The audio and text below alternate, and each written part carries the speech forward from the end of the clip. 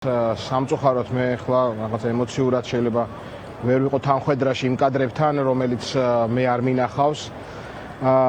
მაგრამ ერთს ნამდვილად ვიტყვი, რომ გიორგი ახობაძის ისტორია რო გავიხსენოთ ჩვენ, რომელიც დააპატიმრეს, რამდენიმე თვე ყავდათ ციხეში, წამალი და გამოუშვეს იმის გამო, რომ ამ გამოშვებით აღიარესო ის წამალი ჩაუდეს. ეს ადამიანი წაართვეს მოხუც დედას, რომელიც ავადმყოფი იყო, რომელსაც უვლიდა და ერთადერთი მომვლელი ყავდა შვილის სახით. ის ციხეში ყოფნის დროს ის მისი დედა გარდაიცვალა. ეხლა გამოვიდა, გამოუშვეს, იმიტომ რომ აღიარეს რომ წამალი ჩაუდეს და ეხლა Facebook პოსტის გამო 25 დღით პატიმრობაში გაუშვეს. მე ვიღაც რომ იმ ადამიანების გასაგონად მინდა ვთქვა, რომ აღშფოთებულები არიან და იცავენ ონისესგან წმინდანებს, იცავენ ონისესგან ნოდარ დუმბაძეს, თან ამ ყველაფერს, რაც მთავარი აბრალებენ და ისე აკეთებენ, როგორც თვითონ უნდათ და აწყობთ. და ის ადამიანები ამ ყველაფერს, ვისაც აჯერებენ, იჯერებენ და მე ამბობენ, რომ ძალადობას კი გმობენ, მაგრამ სამართლიანად მოხვდა მაგალითად ონისეს ხელი. ამ შუღლის და სიძულვილის ენას ებრძვის რეჟიმი და თესავს და მოძალადეს თავდებში უდგება დეპუტატი. არ ვიცი, კიდევ რამდენი რამე შეიძლება ჩამოთვალოთ, ადამიანები, რომლებიც 500-ზე მეტი ადამიანი, რომელიც დადასტურებულად ნაცემი ნაწამები არის, სახიზვლები აქვს დამტრეული, არც ერთი პოლიციელი არ არის დასჯილი, არც ჟურნალისტებზე თავდასხმის. ისიც კი დავით როგავას მაგალითსაც შეიძლება შევეხოთ, რომ სამართლიანობა და ობიექტურობა დავიცვა, ისეთ პირობებში აქვს ადამიანს მიცემული აღიარებითი ჩვენება, რომ თვითონ დაზარალებულს არ სჯერა, რომ ეს შეიძლება იყოს მასზე თავდამსხმელი. ესეთ ქვეყანაში ვცხოვრობთ და ვფიქრობ, რომ არათუ არ უნდა შევეგუოთ, არამედ კიდევ უფრო ხმამაღლა უნდა ვილაპარაკოთ ამაზე და მე ვცდილობ ჩემი როგორც ერთ-ერთი რიგითი ადამიანის უფლება გამოვიყენო და ყოველ დღე მოვიდე აქ რუსთაველის გამზირზე, ამ შენობის წინ, სადაც არის დღესდღეობით განთავსებული რეჟიმი და გამოვხატო შვიდობიანად ჩემი პროტესტი და გავაგონო ხმა იმის, რომ მე ამას არ შევეგუები, ვერ შევეგუები და ვერ ვიქნები მე ამაზე თვალის დამხუჭავი. როგორც ცნობილია, ავტოკრატიული რეჟიმები ძლიერდება არა მხოლოდ შიშით, არამედ შეგუებით და ამიტომ დიდი მადლობა სწორედ იმისთვის, რომ შენ და შენი თანამებრძოლები, შენი მეგობრები დგანან 600 დღეზე მეტია უწყვეტად რუსთაველის გამზირზე და ალბათ ეს არის სწორედ რაც აცოფებს ქართულ ოცნებას, რომ პროტესტი არ ჩერდება თბილისის ქუჩებში. მაგრამ ხომ არ ფიქრობ, რომ შიში ნელ-ნელა ამის გამო მოიგონეს, რომ რაღაცა გადათხარეს და ხო, მიგაჩნიათ, რომ ამის გამო იწყებენ რუსთაველის ჩაბეტონებას და ეს იქნება ალბათ მორიგი გამზირი, სადაც შემდეგ ჟუჟუნაწვიმაზე ისევ წყალდიდობა იქნება და ახლა უკვე რუსთაველსაც წალეკავს, როგორც სხვა ქუჩებს, რომელსაც შეეხო კახაკალაძის მსახურალი ხელი. მიგაჩნიათ თუ არა, რომ ხალხი ნელ-ნელა ეჩვევა იმ სურათს, რომელიც ჩვენ ვნახეთ რამდენიმე წუთის წინ, ხელბორკილები უდანაშაულო ადამიანების ხელებზე. მე მგონი, რომ არ ეჩვევა.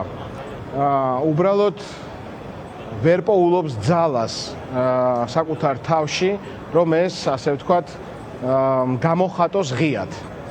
შეიძლება ძალიან ბევრი რამე შეიძლება არსებობდეს ამის მიზეზი და შეიძლება იყოს შიში, რომელიც აბსოლუტურად ლეგიტიმურია, იმიტომ რომ ადამიანებს ტროტუარზე დგომის გამო იჭერენ, აჯარიმებენ, აგერ Facebook პოსტების გამო. კიდევ შორს წავა რეჟიმი, კიდევ შორს წავა რეჟიმი და დარწმუნებული ვარ, რომ ის რეპრესია, რომელიც დღეს კონკრეტულ ადამიანების მიმართ არის მიმართული, ამას კიდევ ასე ვთქვათ გააძლიერებს. მაგრამ როცა რეჟიმს იმის გამო, რომ ის ადამიანები აქ დგან, ვინც დგას აქ, მათ ჭირდებათ გვერდში დგომა ჩემი აზრით იმისთვის, რომ საბოლოო ჯამში მოხდეს ის, რაც იმათ უნდათ, ვინც ვერ ბედავს, ასე ვთქვათ, ხმამაღლა ამის. ხო, აი რას გულისხმობთ გვერდში დგომაში? ბაჭო, ცოტა უფრო კრიტიკულად და ხმამაღლა რო აუხსნოთ საზოგადოებას, ვინც ახლა გვიყურებს ტელეეკრანებიდან. მე მახსოვს აქ, რომ მე არაფერს არ ვთხოვ, უბრალოდ მე მახსოვს, რომ აქ ჩვენ 100,000-ობით ადამიანი ვიდექით და მახსოვს, რომ ის პრობლემები, რომელიც მაგ დროს იყო და რაზეც აღშფოთდა საზოგადოება, ასევე ლეგიტიმურად იქ არაფერი არ დამთავრებულა, ეს არ ჩამცხრალა. ამიტომაც მე ვამბობ, რომ მე ვერ ვეგუები რაღაცა, რომელიც მომცემს იმის საშუალებას, რომ მე შევიდე სახლში. აი რაღაცა მიზეზი მაინც რომ მქონდეს, კი ბატონო. და ეს მიზეზი უნდა იყოს ორი რაღაცა, ხო? ეს არის დამოუკიდებელი თავისუფალი არჩევნები, რომელსაც ვითხოვთ და ეს არის გათავისუფლება სინდისისა და პოლიტპატიმრების. არათუ ეს შესრულდა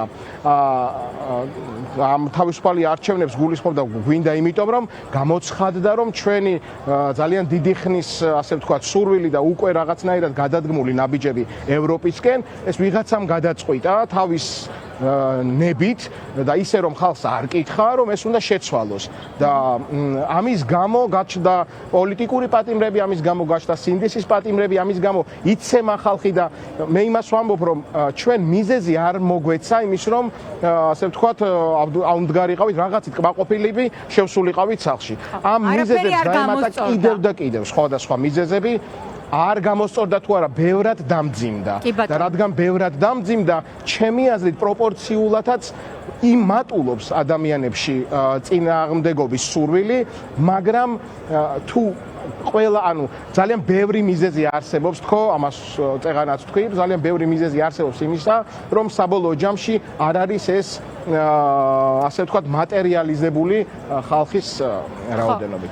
თუმცა მე მგონია, რომ თავარია, რომ წინააღმდეგობა არსებობს და იმის მოშთობაც, რაც უნდათ, აი ახობაძის საშუალებით, ონისეს საშუალებით და კიდევ ძალიან ბევრი ადამიანის საშუალებით, ვიზეც ხორციელდება პერსონალურად, ვახო სანაიას საშუალებით, ვიზეც პერსონალურად ხორციელდება და მე მინდა აუცილებლად თქვა ამ ასე ვთქვათ წინააღმდეგობას და ამ პერსონალურ წინააღმდეგობას რამ ხელა მნიშვნელობა აქვს. ის რომ დღეს ვახო სანაიას ფაქტზე მთელი მსოფლიო ლაპარაკობს, ეს კიდევ ამძიმებს, ასე ვთქვათ, რეჟიმის დღევანდელ მოცემულობას და ეს არ არის ყუილად გაღებული, ასე ვთქვათ, მსხვერპლი. უბრალოდ რაც უფრო კონკრეტულად და პერსონალური, ასე ვთქვათ, გაღებული მსხვერპლი იქნება, კონკრეტული ადამიანისთვის უფრო მძიმე იქნება, რომელსაც აი ასევე მე ვერ შევეგუები, იმიტომ რომ მე შეიძლება და ყოფილიყავი იმ სინდისის პატიმრების ადგილას და დღესაც მე ციხეში ყოფილიყავი, ამიტომ მე ვერ ვაძლევ თავს უფლებას, რომ აქ რუსთაველი მაინც დავტოვა.